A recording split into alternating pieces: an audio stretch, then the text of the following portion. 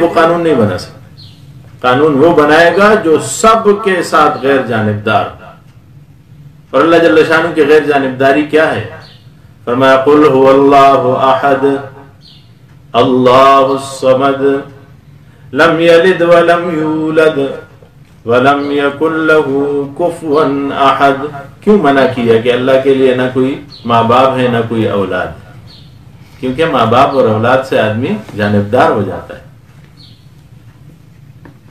کوئی بھی آدمی ایسا نہیں ہوگا کہتا ہے بیٹا غلط ہی کیوں نہ ہو میں بیٹے کے ساتھ، بھائی غلط ہی کیوں نہ ہو میں بھائی کے ساتھ کھڑا ہوں، میری قوم غلط ہی کیوں نہ ہو میں قوم کے ساتھ کھڑا ہوں. اس کا مطلب کیا ہوتا ہے؟ جانبداری ہے. تو عالمی طور پر 4 چیزیں ہونی چاہیے قانون بنانے کے لیے: علم محیط، رحمت کاملہ، قدرت تامہ اور غیر جانبداری.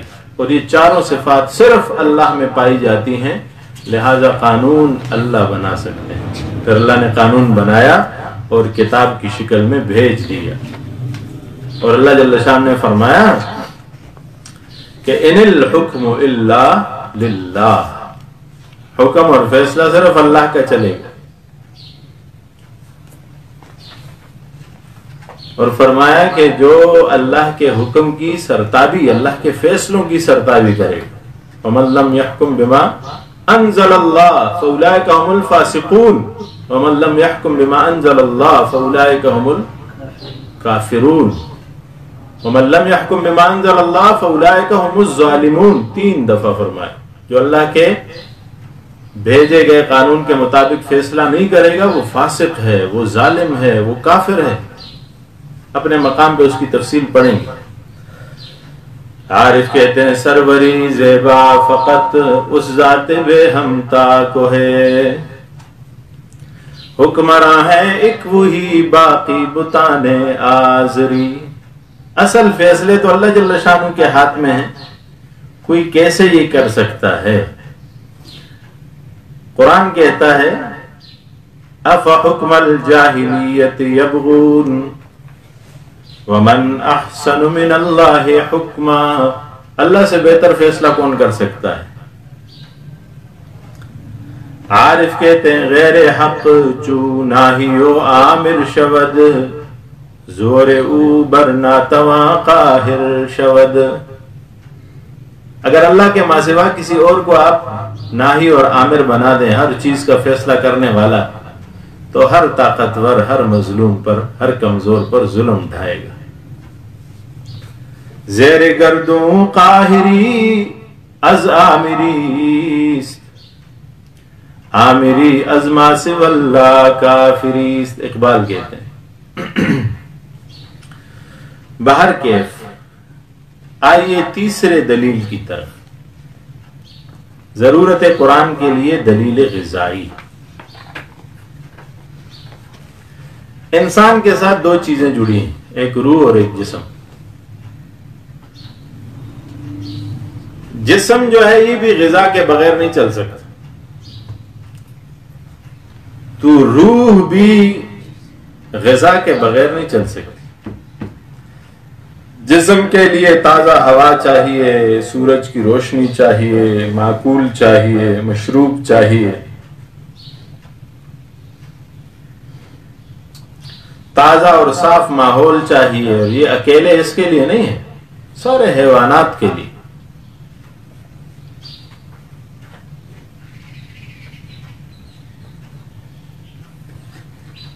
روح کو جسم پر برتری حاصل ہے تو روح کے لیے اس سے اعلیٰ خوراک ہونی چاہیے، کیونکہ جب تک روح بدن میں رہتا ہے تو بدن کی عزت و عظمت سلامت رہتی ہے. آپ دیکھیں جب جسم سے روح نکل جائے تو جسم سے بدبو آنا شروع ہو جاتی ہے، جسم میں بیکاری آ جائے، جسم کا کوئی پرزہ کام نہیں کرتا. آنکھ ہوتی ہے دکھائی نہیں دیتا، کان ہوتے ہیں سنائی نہیں دیتا، زبان ہوتی ہے بول نہیں سکتا، ہاتھ ہوتے ہیں اٹھا نہیں سکتا، کسی چیز کو پکڑ نہیں سکتا، پاؤں ہوتے ہیں چل نہیں سکتا. اور سب سے بڑی بات کہ یہ حشرات الارض جتنے بھی ہیں، کیڑے مکوڑے، یہ انسان کے قریب نہیں آتے جب وہ زندہ ہوتا ہے. یہ بھاگتے ہیں، یہ آپ کے ارد گرد گھومیں گے لیکن آپ کے پاس نہیں آئیں گے. گدھ جو ہیں یہ انسان کے قریب نہیں آتے، لیکن جب انہیں پتہ چل جائے کہ اس سے روح نکل گئی ہے تو وہی گدھ آگے آدمی کو نوچ کے گوشت کھا جاتے ہیں، اور کیڑے مکوڑے آدمی پہ حملہ آور ہو جاتے ہیں.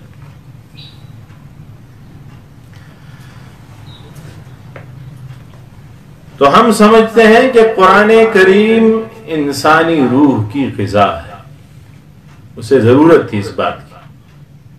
لوگ یہ سمجھتے ہیں کہ موسیقی روح کی غذا ہے. ایک عورت گزری ہے، ہماری دعا ہے اللہ اس کو بخشش عطا فرمائے، جسے کہا جاتا تھا کہ ملکہ ترنم. کچھ لوگ اسے ملکہ جہنم کہتے ہیں. اللہ نہ کرے کہ وہ جہنم جائے، ہماری دعا ہے اللہ اسے جنت عطا فرمائے. لیکن اس کا ایک مقولہ مشہور ہے کہ موسیقی روح کی غذا ہے. ہمارے استاد سے کسی نے پوچھا کہ یہ مقولہ ہے کہ موسیقی روح کی غذا ہے، کیا یہ صحیح ہے؟ اس نے کہا ہاں بالکل صحیح.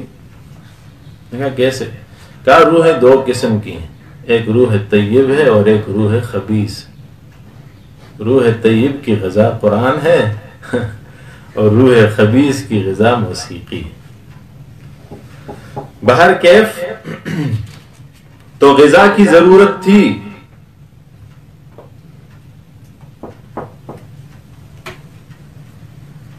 اب روح جو ہے یہ چونکہ باریک ہے، لطیف ہے، دکھائی نہیں دیتا، تو اس کے لیے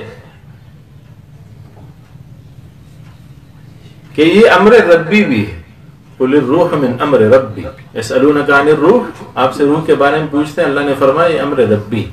جب امر ربی ہے روح، جب لطیف ہے روح، جب پاکیزہ ہے روح، جب بالا تر ہے روح، تو اب ان ساری چیزوں کو اگر ہم سامنے رکھیں تو اس کے لیے غذا بھی ایسی ہی ہونی چاہیے. تو فرماتے ہیں امر ربی کا تعلق تو عالم بالا سے ہے، لہذا اس کی غذا بھی لطیف ہونی چاہیے، عالم بالا سے ہونی چاہیے، پاکیزہ ہونی چاہیے. اور غذا وہی ربانی اور کلام الہی یا قرآن، جس میں غذا ہونے کی دو خصوصیات موجود ہیں. نمبر ایک میلان طبعی اور نشو و ارتقاء. جیسے غذا مثلا روٹی اور گوشت کے غذا ہونے کی دو علامتیں ہیں. اول طبیعت کا مائل ہونا، پتھر اور لوہا غذائے جسمانی اس لیے نہیں کہ اس کی طرف میلان نہیں ہوتا. کوئی نہیں چاہتا کہ وہ پتھر لکڑی کو پیس کر کھائے یا لوہے کا برادہ بنا کر کھائے. دوم اس میں نشو نما ہونی چاہیے، فائدہ ہونا چاہیے جسم کو بڑھوتری ہونی چاہیے. گوشت روٹی میں یہ چیز مل جاتی ہے. یہی دو علامتیں غذائے روحانی یعنی قرآن کریم میں بھی موجود ہیں. ایک اس کی طرف میلان ہے، قرآن لوگ پڑھتے ہیں، سنتے بھی ہیں تو ان سے روح کو تسکین پہنچتی ہے. ہم پہلے بھی کئی واقعات پڑھ چکے ہیں. پچھلے دنوں ایک ویڈیو چلی تھی، غالباً کسی یورپی ملک میں ایک عرب مسلمان نوجوان نے لوگوں سے چلتے چلتے لوگوں کی ویڈیو بنائی اور ان سے 30 سیکنڈ لیے. 30 سیکنڈ کہ میں آپ کو کچھ سنانا چاہتا ہوں، آپ سنیں.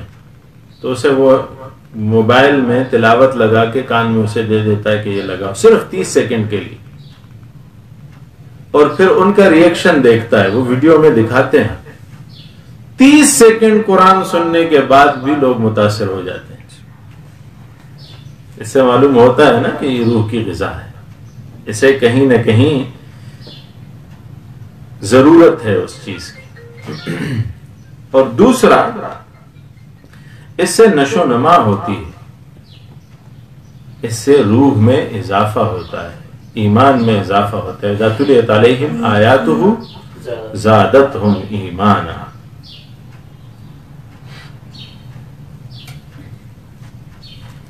تین دلائل ہم نے پڑھے اور آج کے دن اسی پہ اکتفا کرتے ہیں. باقی دلائل بھی ہیں اس حوالے سے جو کہ انشاءاللہ العزیز آگے بھی چلیں گے. دلیل دوائی ہے، دلیل نوری ہے، دلیل حبی ہے، دلیل اتباعی ہے. انشاءاللہ العزیز کل کے درس میں ہم مزید وحی کی ضرورت پر دلائل پہ بحث کریں گے. اللہ العالمین ہمیں سمجھ کی توفیق عطا فرمائے. وآخر دعوانا الحمدللہ رب العالمین. وقفہ ہے اور وقفے کے بعد انشاءاللہ ترجمہ اور تفسیر کی کلاس